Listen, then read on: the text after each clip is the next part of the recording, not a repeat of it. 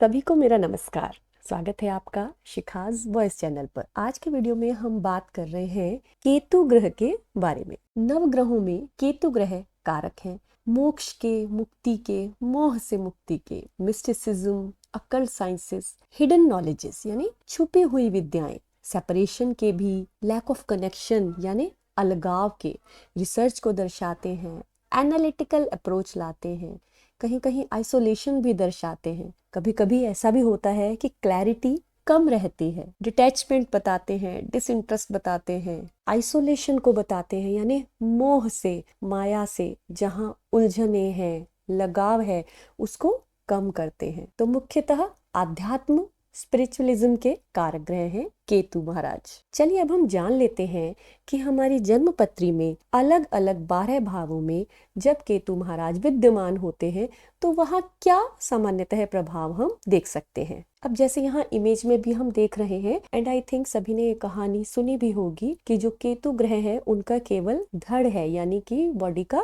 Lower part है, यहाँ पर हेड नहीं है। अब इसी कंडीशन को हम रिलेट करेंगे कि जब केतु ग्रह जन्म पत्री के पहले भाव में, पहले घर में, पहला हाउस भी कहते हैं, वहां पर विद्यमान है तो क्या प्रभाव देखने को मिलेगा। देखो इसमें प्रभाव ये होगा कि जो पहला घर है वो है हमारा सेल्फ का, हमारी पर्सनैलिटी का, हमारे विजन का, हमारी सोच का, आत्मविश्वास का, अर्थात सेल्फ परसेप्शन का।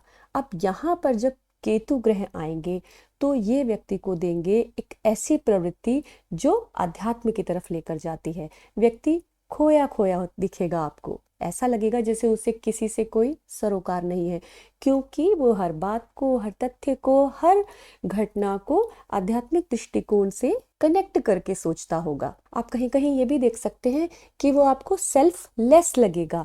कभी कभी आपको लगेगा कि ऐसा व्यक्ति कंफ्यूज है क्योंकि उसकी आंख, नाक, कान, मुंह नहीं है, लेकिन वास्तव में उसके आंख, नाक, कान, मुंह जो भी इंद्रियां हैं वो दिख नहीं रही हैं, उनको आप देख नहीं सकते।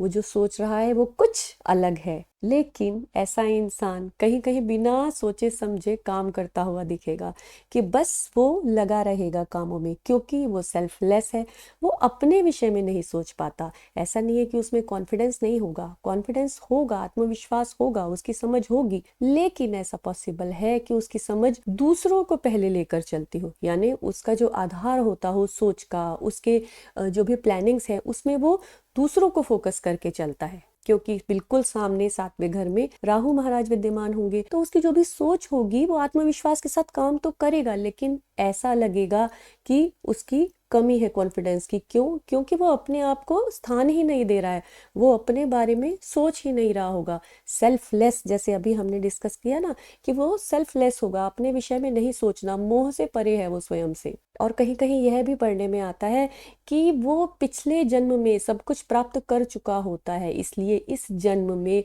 स्वयं से उसे मोह नहीं है। कहीं उसे ये नहीं लगेगा कि यार मैं ये कर लूं, वो लीडरशिप कोई उसको देगा वो बिल्कुल भी इंटरेस्ट नहीं लेगा कि मुझे लीडरशिप लेनी है या मुझे नेता बनना है। लेकिन क्योंकि उसके अंदर ये सारे गुण विद्यमान है, ये पूर्व जन्मों में वो प्राप्त कर चुका है, तो जब उसको ये जिम्मेदारी दी जाएगी तो वो बहुत अच्छे से लीड भी कर लेगा। लेकिन हम यहाँ समझ सकते हैं कि वो एक संत की तरह व्यवहार करने वाला व्यक्ति है, अर्थात उसकी विचारधारा आध्यात्मिक है। आगे बढ़ते हैं। जब केतु ग्रह दूसरे भाव में विद्यमान है, अब दूसरा भाव जो है वो है हमारा धन का, परिवार का, वाणी का, सेविंग्स का, फूड का, भोजन, चेहरा। अब यहाँ पर जब केतु ग्रह आ गए हैं, केतु ग्रह क्या देते हैं? वो दे रहे हैं डिटैचमेंट, मोह नहीं होगा। तो इन सभी ये जो कारक अभी हमने बताए हैं, इनमें कहीं ना कहीं ऐसा होगा कि वो बहुत ज़्यादा मोह से ग्रसित ना हो।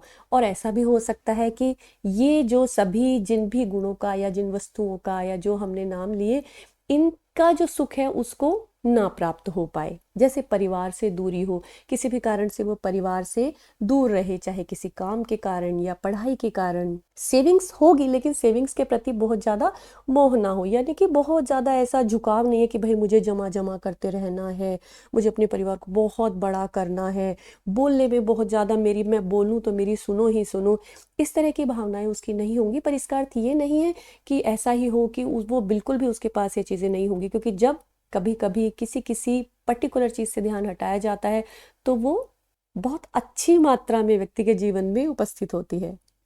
तो अगर केतु ग्रह यहाँ संतुलित अवस्था में ऊर्जाएं हैं, यानी अच्छी स्थिति में है, तो सेविंग्स पर ध्यान ना होते हुए भी व्यक्ति की जो बैंक बैलेंस है, जो जमा पूंजी है, वो अच्छी होगी।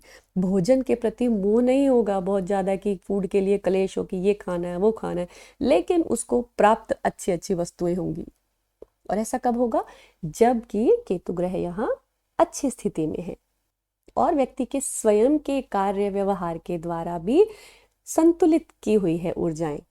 अब हम आगे बढ़ते हैं तीसरे भाव की तरफ। तीसरा भाव जो कि छोटे भाई बहनों का है, हमारे प्रयासों का है, जिसे एफर्ट्स कहते हैं, जैसे कि हमारा मेहनत का जो भाव है, हमारे बोलने चालने के स्किल्स हैं, हमारी छोटी छोटी यात्राएं हैं, हमारे किसी भी तरह के कम्युनिकेशन स्किल्स हैं, चाहे वो रिटन है या वो ओरल है, बोलकर है, ये सभी तीसरे भाव से संबंधित है। अब यहाँ जब केतु महाराज आ जाते हैं तो किसी ना किसी तरीके से ऐसा हो सकता है कि छोटे भाई बहनों से अलगाव, दूरी या फिर सुख में कमी हो। व्यक्ति बस अपने एफर्ट्स कर रहा है लेकिन उसको बहुत ज़्यादा उसके बारे में फोकस नहीं है उसका, यानी कि कहीं ना कहीं कंफ्यूजन भी हो सकता है, कहीं कहीं डिटैचमेंट भी हो सकता है कि वो बीच में करना ही छोड़ दे। यात्राओं से दूरी उसकी हो सकती है कि वो छोटी छोटी यात्राएं ना करे। ऐसा संभव है कि वो बहुत ज़्यादा मेहनत ना करने वाला हो, और ऐसा भी हो सकता है कि वो मेहनत जो कर रहा है उसमें कोई एक सही डायरेक्शन नहीं है, क्योंकि यहाँ पर जो उसके थॉट पैटर्न है ना, वो उतना फोकस्ड नहीं है।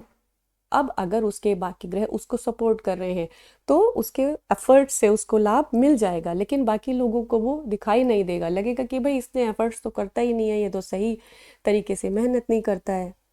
चौथे घर में जब केतु ग्रह विद्यमान है तो चौथा घर है हमारी मानसिक शांति का, हमारे मातृभाव का, हमारी मातृभूमि, हमारी मदर, हमारा घर, हमारा वह स्थान जहाँ हम होमली फील करते हैं, यानी सुख शांति का। अब यहाँ पर जब केतु ग्रह आ जाते हैं तो कहीं ना कहीं मानसिक शांति से अलगाव संभव है, माता से दूरी संभव है, वो किसी कार्य के कारण, किसी अन्य रीजन के कारण भी हो सकती है, चाहे पढ़ाई हो या काम हो या फिर कोई पारिवारिक सिचुएशन ऐसी हो सकती है। तो ऐसे व्यक्ति को ना तो घर के सुख से और कह सकते हैं ना मानसिक शांति के लिए, सुकून के लिए ऐसा कोई उसको लगाव नहीं होगा कि उसको घर पर ही आराम करना है।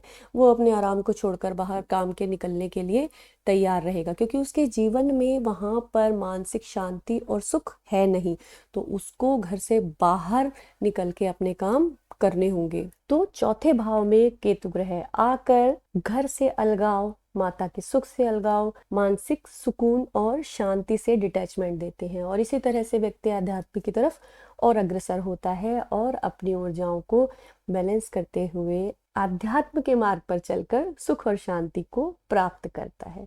आगे आता है पांचवा भाव जो है सृजनात्मकता का, क्रिएटिविटी का, हमारे शौक का, कहीं ना कहीं रोमांस, प्रेम, मित्रता, बच्चे यानी प्रोजेनी, लव रिलेशंस, यानी जहाँ पर व्यक्ति का लगाव है, रुझान है। और यहाँ पर जब केतु ग्रह आ गए जो कि क्या देते हैं, अलगाव देते हैं। अब ये अलगाव ऐसा भी हो सकता है कि शारीरिक हो, जैसे कि व्यक्ति को किसी कारण से दूर होना पड़े, और मानसिक भी हो सकता है कि लोग साथ में तो हों लेकिन उनकी बहुत अच्छी अंडरस्टैंडिंग ना हो। अब ये किसके साथ हो सकता है?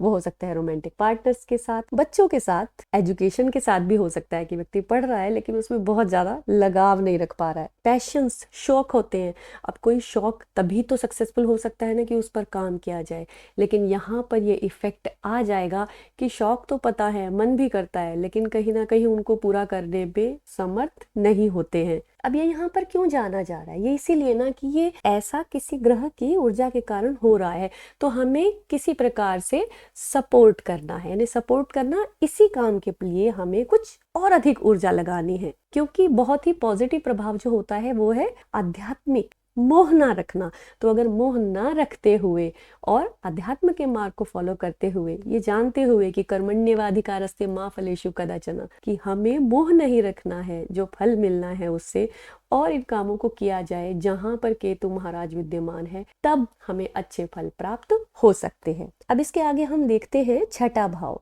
जो कि है दैनिक कार्यों का, हमारी नौकरी का, हमारे जो जहाँ पर हम काम करते हैं, सेवा करते हैं, उस स्थान का, बीमारियों का और लोन का, और कहीं ना कहीं शत्रुता। जो छठा भाव है वो मेनली रोग, ऋण, शत्रुओं का, एक बार फिर रोग, ऋण और शत्रुओं का भाव होता है। कहीं ना कहीं ये कॉम्पिटिशन्स को भी बताता है, व्यक्ति की जो कॉम्पिटिटिव स्पिरिट होती है। तो जब यहाँ पर केतु ग्रह आते हैं तो क्या होता है, तब होता है कि इंसान की कॉम्पिटिटिव स्पिरिट जो होती है ना, उसकी कॉम्पिटिटिव एक भावना होती है, प्रतिस्पर्धा की भावना होती है, उसमें कहीं वो चूकता है, उसकी भावना के बिना वो काम करता है, यानी उसको अलगाव होगा अपने जो उसके नित्य के कर्म होते हैं, जो दिनचर्या है, जो काम उसको डेली फॉलो करने हैं, तो उसमें उसको बहुत जल्दी ऐसा लगेगा कि विरक्ति महसूस होने लगेगी कि भाई बस बहुत हो गया है रूटीन। तो ऐसा पॉसिबल है कि वो अपने डेली रूटीन को कंटिन्यूअसली फॉलो ना कर पाए।